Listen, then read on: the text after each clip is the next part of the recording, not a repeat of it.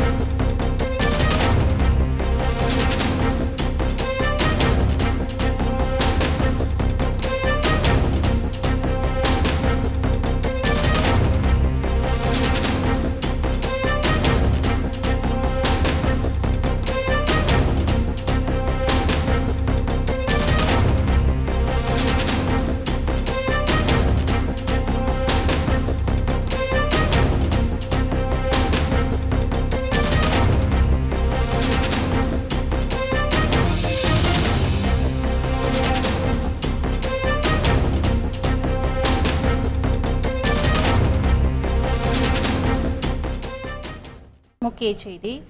மத்திய உள்துறை அமைச்சர் அமித்ஷா திருச்சி வந்தடைந்திருக்கிறார். புதுக்கோட்டை மாவட்டம் திருமயம் சத்தியகிரீஸ்வரர் கோவிலில் சாமி தரிசனம் செய்வதற்காக வாரணாசியிலிருந்து தனி விமானம் மூலம் திருச்சி வந்தடைந்திருக்கிறார். இது தொடர்பான மேலும் விவரங்களை தருவதற்காக எமது செய்தியாளர் சுந்தர் இணைப்பில் இருக்கிறார். சுந்தர், வணக்கம். தற்பொழுது மத்திய உள்துறை அமைச்சர் திருச்சி வந்திருக்கிறார். அவருக்கு பாதுகாப்பு ஏற்பாடுகள் செய்யப்பட்டுள்ளதா? அது தொடர்பான மேலும் விவரங்களை பதிவு பண்ணுங்க.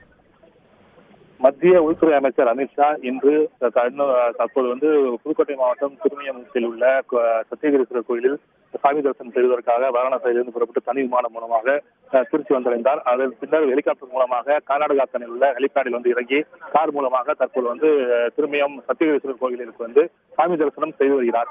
இன்னும் சற்று நேரத்தில் திருமயம் கோட்டை பேரூர் ஆலயத்திற்கு அவர் சாமி தரிசனம் செய்வதற்காக வருகை தரவுள்ளார். தற்போது சத்தியகிரீஸ்வரர் ராஜராஜர் கோயிலில் தற்போது அமித்ஷா சாமி தரிசனம் செய்து வருகிறார். இந்த பாதுகாப்பு ஏற்பாடு பொறுத்தவரை உள்துறை அமைச்சர் என்பதால் எஸ்பிஜி பாதுகாப்பு மற்றும் மாவட்ட காவல்துறை பாதுகாப்பு ஆகியவை உச்சகட்ட பாதுகாப்பு, 3 அடுக்கு பாதுகாப்பு, 4 அடுக்கு பாதுகாப்பு போடப்பட்டுள்ளது. கோவிலை சுற்றி பாதுகாப்பு ஏற்பாடுகள் மிகவும் பலப்படுத்தப்பட்டுள்ளது. எஸ்பிஜி தங்களுடைய கையில் பாதுகாப்பு பணியில் எடுத்து பாதுகாப்பு பணியில் ஈடுபட்டுள்ளனர். இன்னும் சற்று நேரத்தில் கோட்டை பேரூர் ஆலயத்தில் அமித்ஷா சாமி தரிசனம் செய்துள்ளார். தற்போது சத்தியகிரீஸ்வரர் கோயிலில் சாமி தரிசனம் செய்து வருகிறார். அவருடன் பாஜக தலைவர் அண்ணாமலை, பாஜக தேசிய செயற்குழு உறுப்பினர் எச் ராஜா உள்ளிட்ட பாஜக தலைவர்கள் உடனுள்ளனர். தற்போது உள்துறை அமைச்சர் அமித்ஷா ராஜராஜேஸ்வரி சத்தியகிரீஸ்வரர் கோயிலில் சாமி தரிசனம் செய்து வருகிறார். விரிவான தகவல்களுக்கு நன்றி சுந்தர். காஃபி வித் கடவுள் இனி எல்லா நாளும் இனிய நாளே. 3 பக்தி தொடர்கள் எளிய தமிழில் தினமும் காலை 6 மணி முதல் 9 மணி வரை காண தவறாதீர்கள். உங்கள் தந்தி ஒன் தொலைக்காட்சியில்.